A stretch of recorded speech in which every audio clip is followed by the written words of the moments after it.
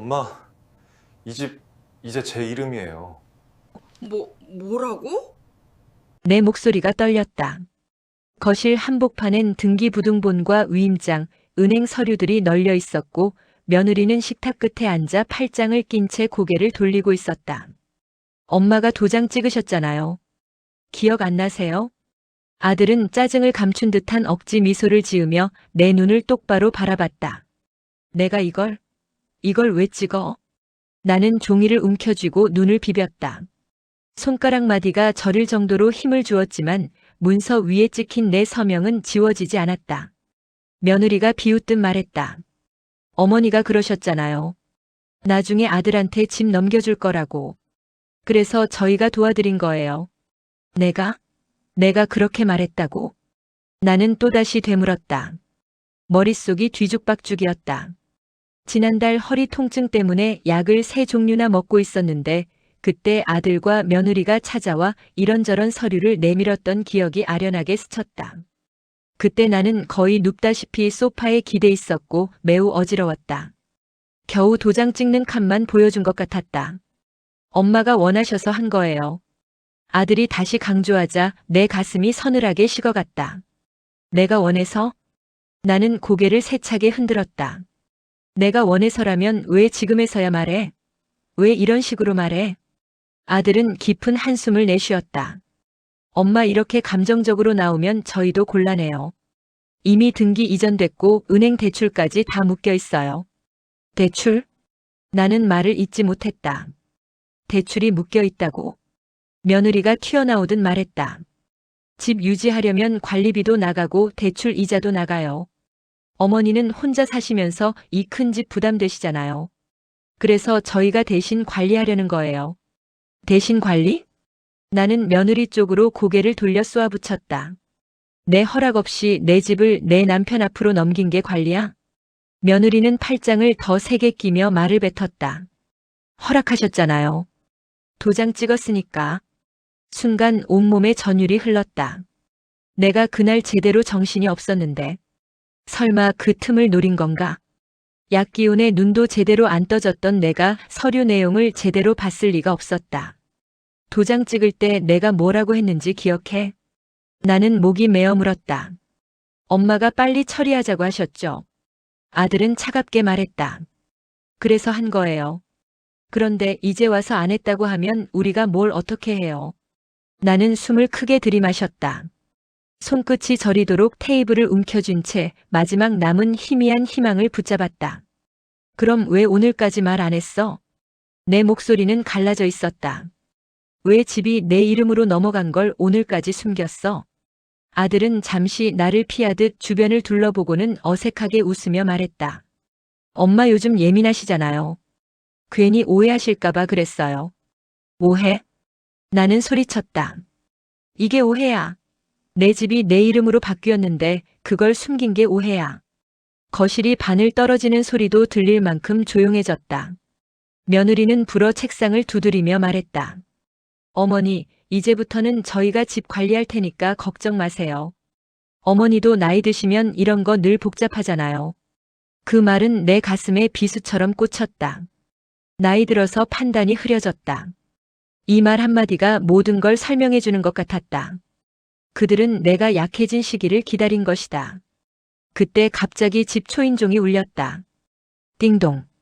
아들은 깜짝 놀라 일어나 현관으로 향했다. 문이 열리고 낯선 목소리가 들려왔다. 여기 은행에서 왔습니다. 오늘부터 현장 확인 들어갑니다. 나는 얼어붙었다. 현장 확인? 아들이 서류를 숨기듯 뒤로 밀쳐두는 모습이 보였다. 그리고 나는 그 순간 깨달았다. 이 집은 정말 더 이상 내 것이 아닐 수도 있겠다는 걸. 은행 직원 둘이 신발을 벗고 거실로 들어왔다. 하나는 태블릿을 들고 있었고 다른 한 명은 집 구조를 확인하듯 고개를 위아래로 움직였다. 여기가 담보 설정된 주택 맞죠? 은행 직원이 아들에게 물었다. 아들이 순간 나를 힐끗 쳐다보며 대답했다. 네네, 여기입니다. 나는 그 시선을 한눈에 봤다. 숨기고 싶지만 숨길 수 없는 들킨 사람의 얼굴. 내 다리가 후들거렸다. 소파로 겨우 걸어가 앉으면서도 손끝은 차갑게 얼어붙어 있었다. 잠시만요. 나는 떨리는 목소리로 말했다. 담보 설정이라니요? 그게 무슨 말이에요? 은행 직원이 나를 보더니 자세를 바로 잡았다. 아, 집 명의자분이세요? 나는 한참을 주저하다 고개를 끄덕였다. 하지만 곧바로 아들이 급하게 끼어들었다. 지금은 제 이름이에요. 어머니는 이전 명의자시고요. 직원은 고개를 끄덕이며 태블릿 화면을 넘겼다. 네, 그러면 현재 명의자분이 대출 승인을 마치셨고 저희는 현장 점검 및 자산 평가를 위해 방문한 거예요. 이어지는 직원의 말이 내 귀에는 제대로 들어오지 않았다. 대출을 받았다고? 지금 이 순간? 이 집을 담보로? 나는 아들을 바라보았다. 그의 눈은 피곤한 듯 늘어져 있었고 며느리는 팔짱을 낀 채 딴청을 피우고 있었다. 너 왜 대출을 받아? 나는 목이 쉬어가는 소리로 물었다. 왜 이 집으로 대출을 받아? 왜? 아들은 숨을 참듯 입술을 꽉 깨물었다. 그리고 짧게 말했다. 필요해서요. 필요해서? 나는 자리에서 벌떡 일어났다. 필요해서라면 왜 나한테 말 안 했어? 내 아버지랑 내가 죽을 고생해서 마련한 집이야. 너라도 내 아들이라도 이러면 안 되는 거잖아. 그 말에 며느리가 재빨리 나섰다. 어머니, 요즘 아무리 맞벌이해도 돈이 모이나요? 애 키우랴 대출 갚으랴 저희도 너무 힘들어요. 그러면 말이라도 해야지. 내 목소리는 흔들리고 있었다. 내 허락도 없이 이런 일을 하면 그게 가족이야? 몇 초간 누구도 아무 말하지 않았다. 하지만 잠잠함은 오래가지 않았다. 갑자기 며느리가 단단한 표정으로 말했다. 솔직히 말할게요. 어머니는 너무 비현실적이세요. 나는 멈췄다. 뭐라고? 은퇴한 지가 언젠데 아직도 내 집 하시잖아요. 요즘은 다 같이 사는 시대예요. 부모 재산이 자식한테 넘어가는 건 당연한 거고요. 캬. 내 가슴 어딘가가 부서지는 소리가 실제로 들리는 듯 했다. 내가 평생 지켜온 것, 내가 가장 소중히 여긴 것, 그걸 당연히 가져가는 것이라 말하는 아이들. 아들은 고개를 깊게 숙였다. 평소 같으면 잠잠하던 그가 이번엔 말했다. 엄마 사실은 사업이 좀 잘 안 됐어요. 투자했던 것도 크게 손해보고 그래서 어쩔 수가 없었어요. 그럼 그걸 왜 나한테 말 안 했어? 나는 거의 울음이 섞인 목소리로 말했다. 내가 힘들면 도와달라고 하면 되잖아. 그러면 내가 못 도와줬을까? 아들은 대답하지 않았다. 대신 며느리가 비웃듯 말했다. 어머니가 도와주셨어요. 도장 찍어주셨잖아요.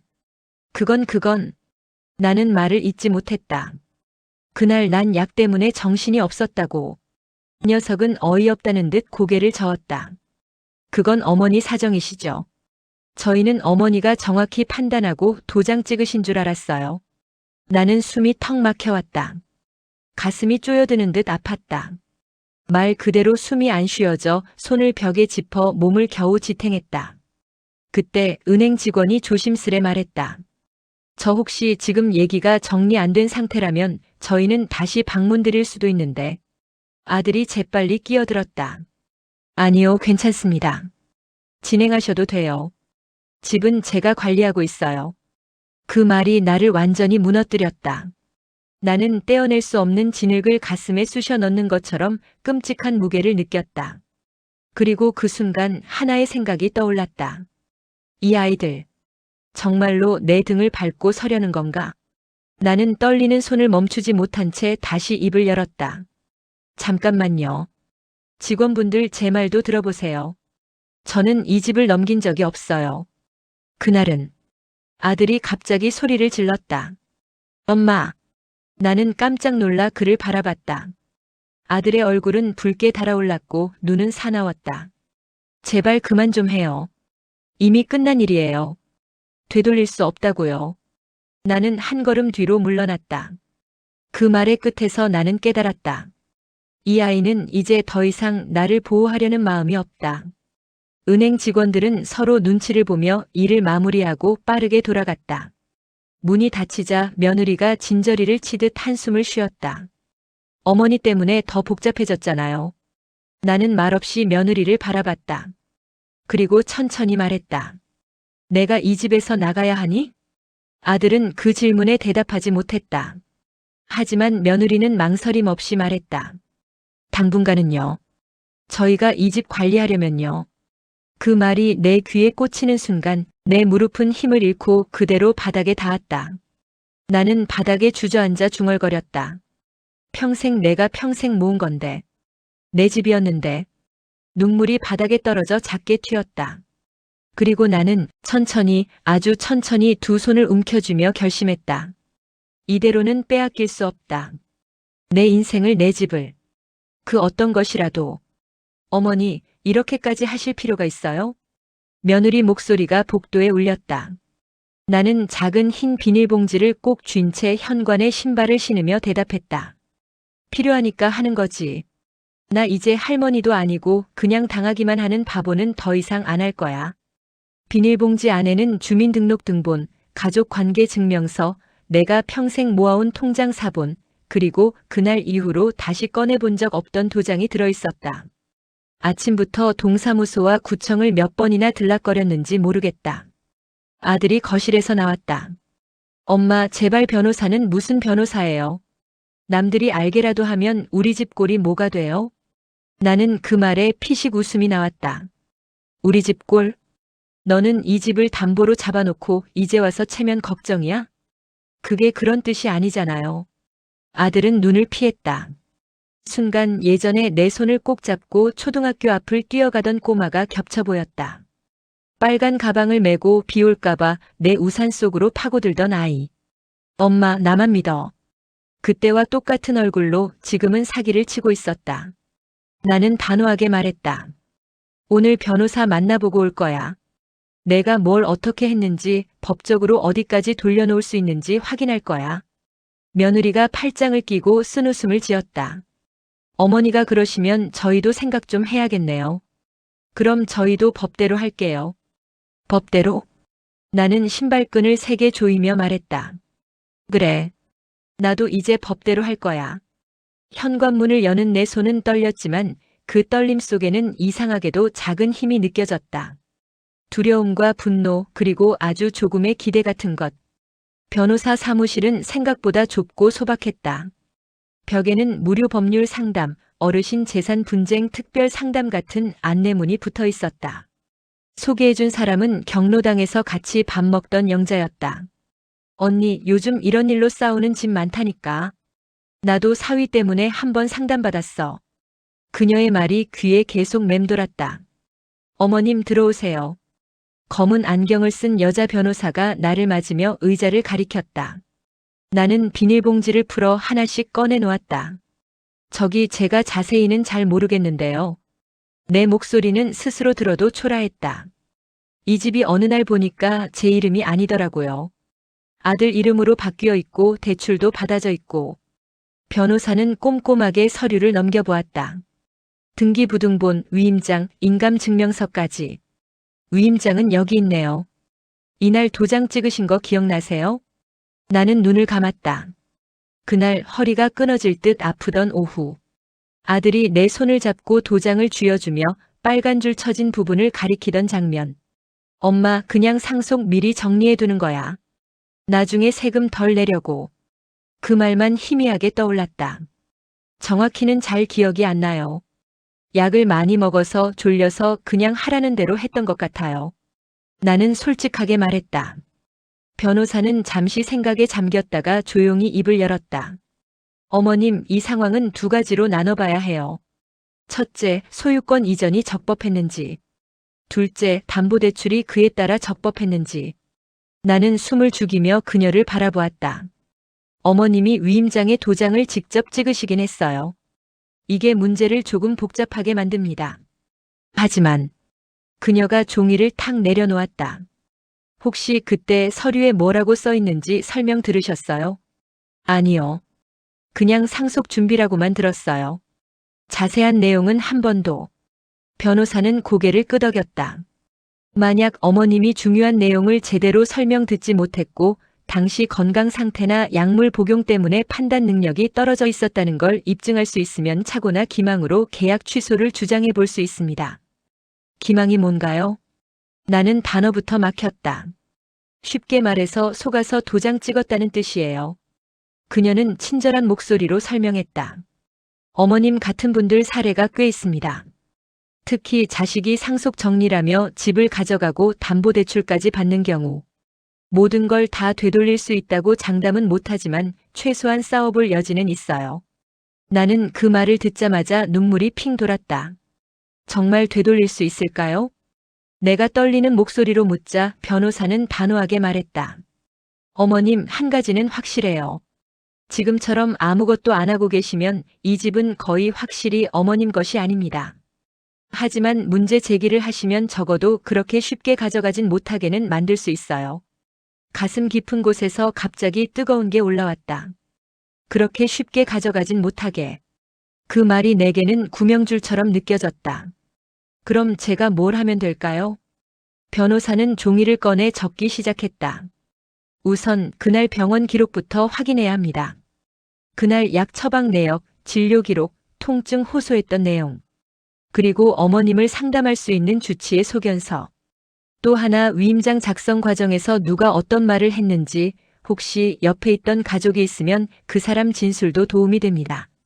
나는 머릿속으로 하나하나 정리했다. 병원 기록 허리 때문에 다니던 정형외과가 떠올랐다. 그날 진통제 주사 한 방 맞고 비틀거리며 집에 왔던 기억도 같이. 그리고요. 변호사는 말을 이었다. 무엇보다 중요한 건 어머님 의사를 분명히 표시하는 겁니다. 나는 이 집을 아들에게 이렇게까지 넘길 생각이 없었다는 걸 지금부터라도 명확히 해두셔야 해요. 문자든 녹음이든 카톡이든. 나는 고개를 끄덕였다. 이제야 조금 뿌연 안개 사이로 길이 보이는 것 같았다. 어머님. 변호사는 조금 목소리를 낮추며 말했다. 힘드신 얘기일 수 있지만 한번 여쭤볼게요. 만약 이 집 문제가 어떻게든 정리된다면 어머님은 아드님과 계속 같이 지내고 싶으세요? 나는 한참 동안 말하지 못했다. 머릿속에 아들 얼굴이 떠올랐다. 내 밥을 제일 맛있다고 말하던 어린 얼굴, 고등학교 때 밤늦게 학원 끝나고 들어와 피곤한 눈으로 웃던 얼굴, 회사에 처음 붙었다며 내 손을 꼭 잡고 보여줬던 합격 문자. 그 모든 얼굴 위에 며칠 전 내게 소리 지르던 그 얼굴이 포개졌다. 솔직히 말하면요. 나는 겨우 입을 열었다. 지금은 모르겠어요. 내가 지켜준다고 믿었던 아이가 나를 이렇게까지 속일 줄은 몰랐어요. 변호사는 미묘한 표정을 지으며 고개를 끄덕였다. 그 눈빛에는 안쓰러움도 현실적인 냉정함도 동시에 담겨 있었다. 괜찮아요. 지금 당장 결정하실 필요는 없어요. 우선 어머님 것부터 지키자고요. 사람 마음은 나중에 차차 생각해도 돼요. 그 말에 나는 처음으로 조금 길게 숨을 내쉬었다. 집으로 돌아오는 길 버스 창문에 비친 내 얼굴은 생각보다 많이 늙어 있었다. 이마에 깊은 주름, 축 처진 눈꺼풀, 하얗게 샌 머리카락. 그래, 늙었지. 그래도 아직 끝난 건 아니야. 주머니 속에서 휴대폰이 진동했다. 화면에는 아들의 이름이 떴다. 엄마 어디 가셨어요? 아침에 나가시고 연락도 없으시고. 나는 한참을 쳐다보다가 천천히 답장을 썼다. 변호사 만나고 오는 길이다. 잠시 후 바로 전화가 왔다. 벨소리가 손안에서 요란하게 울렸다. 나는 일부러 몇 번 울리게 두고 천천히 통화 버튼을 눌렀다. 엄마, 변호사는 또 뭐예요? 진짜 이럴 거예요? 아들의 목소리는 이미 격앙돼 있었다. 그래. 나는 가능한 한 담담하게 말했다. 나 이대로는 못 넘어가겠다. 내가 뭘 어떻게 했는지, 내가 뭘 도장 찍었는지 끝까지 확인해 볼 거야. 엄마가 도장 찍으셨다니까요. 아들은 거의 비명을 지르듯 말했다. 이제 와서 왜 이래요? 나도 진짜 힘들어서 그런 건데. 힘들면 말했어야지. 내 입에서 생각보다 단단한 목소리가 나왔다. 숨기고 속이고 몰래 대출까지 받아놓고 그걸 힘들었다는 말 한마디로 다 덮으려고 하지 마. 전화기 너머로 그의 숨소리가 거칠게 들렸다. 잠시 침묵이 흐른 뒤 아들이 낮게 말했다. 엄마 진짜 나랑 싸우자는 거죠? 싸우기 싫었다. 나는 솔직하게 말했다. 그래서 그동안 아무 말도 안 한 거야. 근데 내가 먼저 선 넘었어. 이 집은 내 아버지랑 내가 피땀 흘려서 마련한 집이야. 내가 데려간다고 쉽게 내줄 수 있는 그런 집이 아니야. 엄마도 결국 재산 때문에 이러는 거잖아요. 아들이 툭 내뱉듯 말했다. 돈 앞에서 가족이고 뭐고 다 필요 없는 거죠? 나는 핏대가 목까지 치밀어 올랐다. 그래, 나 재산 때문에 이러는 거다. 한 글자 한 글자 씹어가며 말했다. 근데 그 재산은 내가 평생 허리 휘어가며 모은 내 인생이야. 내 인생을 내가 몰래 가져간 거라고. 그걸 지키겠다는데 그게 그렇게 잘못이니? 아들은 더 이상 대답하지 않았다. 숨소리만 잠시 이어지다가 툭 전화를 끊어버렸다. 전화기가 꺼진 뒤에도 나는 한동안 귀에 갖다 댄 채 서 있었다. 버스 창밖으로 노을이 번지고 있었다. 기이하게도 그 노을이 나를 꾸짖는 것 같진 않았다. 그래, 잘했다. 이제라도 내 편을 들어라. 어디선가 그런 목소리가 들리는 듯 했다. 남편일까, 젊은 시절의 나일까, 아니면 아무도 아닐까? 집에 도착하니 거실 공기는 이미 싸늘하게 식어 있었다. 아들과 며느리가 마주 앉아 있었고 테이블 위에는 또 다른 서류 봉투가 올려져 있었다. 엄마. 아들이 먼저 입을 열었다. 이건 집 팔았을 때 나오는 금액의 일부예요. 엄마도 나가시는 거면 어차피 집은 정리해야 하니까 그때 엄마 몫으로 드리려고 했어요. 하얀 봉투가 내 앞쪽으로 밀려왔다. 그 안에 뭐가 들어있는지 보지 않아도 알 것 같았다. 너 지금 이게 무슨 뜻인지 알아? 나는 봉투를 보지도 않고 물었다. 엄마도 체면 있으시잖아요. 그냥 이렇게 마무리하고. 쾅! 내 손이 먼저 움직였다. 봉투를 집어들어 테이블 위로 내리쳤다. 체면은 이제 내가 챙겨야 할 것 같네. 목소리가 떨려 나왔다. 나는 내 인생부터 챙길 거야. 며느리가 눈을 치켜떴다. 어머니, 솔직히 말해요. 저희가 그동안 너희가 얼마나 나를 이용했는지. 나는 그녀의 말을 잘랐다. 밥 먹으러 올 때마다 장바구니 싸들고 와서 냉장고 싹 비우고 가던 거. 내가 어머니 집 넓어서 부럽다며 구조며 방향 다 살피고 다니던 거. 그때부터였지? 이 집 너희 집 만들 생각한 거 맞지? 며느리는 입술을 깨물었다. 아들은 고개를 떨궜다. 이제 변호사 선임해서 진행할 거다. 나는 천천히 말했다. 병원 기록도 뽑았고 그날 상황도 정리할 거야. 내가 뭐라고 했는지, 내가 그때 어떤 상태였는지 싹 다. 엄마, 진짜 그렇게까지 해야 돼요? 아들의 목소리는 이번엔 조금 떨리고 있었다. 그래. 나는 단호히 대답했다. 너한테도 알려줘야겠어. 부모라고 다 참는 건 아니라는 거. 거실 공기가 얼어붙었다. 한 집에 살지만 전혀 다른 세계에 서 있는 사람들처럼 느껴졌다. 그 순간 문득 무서운 생각이 스쳤다. 혹시 이 싸움 때문에 정말로 아들을 잃게 되면 어쩌지? 심장이 덜컥 내려앉는 듯 했지만 곧 다시 되뇌었다. 이미 어느 정도는 잃었는지도 모른다. 그렇다면 남은 건 하나였다. 이제라도 나 자신을 지키는 것. 그날 밤 나는 서랍 깊숙이 넣어두었던 남편의 낡은 수첩을 꺼냈다. 표지가 달아 숫자가 반쯤 지워진 작은 수첩.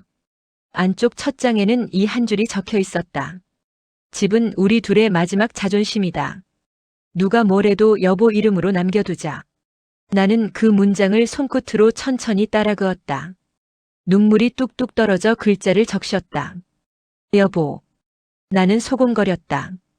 당신 말이 맞았어. 근데 내가 잠깐 방심했네. 이제부터는 나 혼자라도 끝까지 붙들어 볼게. 눈을 감자 이상하게도 조금 덜 외로웠다. 마치 누군가 내 어깨에 조용히 손을 얹어준 듯한 느낌. 그날 나는 오래간만에 깊게 잠들었다. 그리고 마음속으로 이렇게 다짐했다. 그래, 이제 시작이다.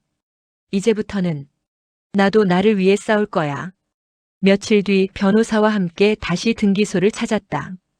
그날의 공기는 얼핏 쌀쌀했지만 손끝에 흐르는 떨림은 추위 때문만은 아니었다. 어머님, 오늘은 진술서 제출하고 내용 증명도 바로 발송할게요. 변호사는 단단한 목소리로 말했다. 아드님 쪽도 이제야 사태가 심각하다는 걸 알 겁니다. 나는 고개를 끄덕였다. 한 걸음 한 걸음 걸을 때마다 낡은 허리뼈에서 이제라도 제대로 서라는 소리가 들리는 듯 했다. 그날 저녁 아들이 먼저 연락했다. 짧은 문자였다. 엄마 얘기 좀 할 수 있을까? 나는 거절하지 않았다. 물러서자는 뜻은 아니었다. 단지 아직 완전히 닫히지는 않은 문 앞에서 마지막으로 마주보고 싶었다. 아들은 집 앞 카페에서 기다리고 있었다. 얼굴은 심하게 야위어 있었고 눈 밑엔 다크서클이 심하게 내려와 있었다. 엄마. 그는 조심스럽게 입을 열었다. 변호사까지 이렇게 크게 만들 생각은 아니었어. 나는 조용히 컵을 내려놓았다. 그럼 어떻게 했어야 했을까? 말도 안 하고 몰래 도장 받아서 집 넘기고. 그게 작은 일이니? 아들은 아무 말 없었다. 커피에 손도 대지 못한 채 두 손을 문질렀다. 미안해. 그의 목소리가 작게 흔들렸다. 진짜 미안해. 근데 나 돈이 너무 필요했어. 엄마한테 말하면 혼날까봐 부담 줄까봐 나도 바보같이. 혼나는 게 무서워서 그랬다는 거야? 나는 쓴웃음을 지었다. 혼나는 건 다음 날이면 끝나. 근데 집을 넘기는 건 평생이야. 아들은 고개를 숙였다. 그 말이 머리보다 마음을 먼저 때린 듯 했다. 엄마. 그는 갑자기 눈시울을 붉혔다. 나 사실 엄마한테 뭐라도 남겨줘야 한다는 생각을 이번에야 처음 했어. 그 말이 예상치 못한 방향에서 나를 찔렀다. 아프면서도 이상하게 따뜻했다. 그래. 나는 가만히 말했다. 우리가 이렇게까지 싸운 건 내가 나한테 뭐든 남겨주려는 마음이 없었기 때문이었어. 아들은 놀란 듯 눈을 들었다. 나는 더 이어 말했다. 근데 이제라도 생각이 났다니. 그거면 됐다. 아들의 입술이 떨렸다. 엄마 집 돌려드릴게. 대출도 내가 해결할 방법 찾아볼게. 시간이 좀 걸리더라도 다시 엄마 이름으로 돌려놓을게.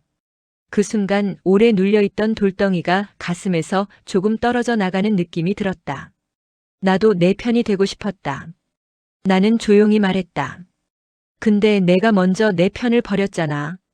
그래서 내가 나를 지킨 거야. 그걸 이제야 내가 이해해 준 것 같아서 고맙다. 아들은 울음을 참기 위해 입을 꽉 다물었다.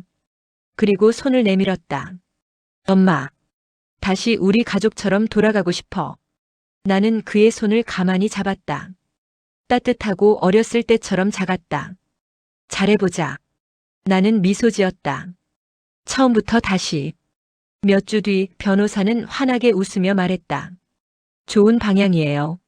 아드님이 협조하시니까 절차도 빠르게 끝날 거예요.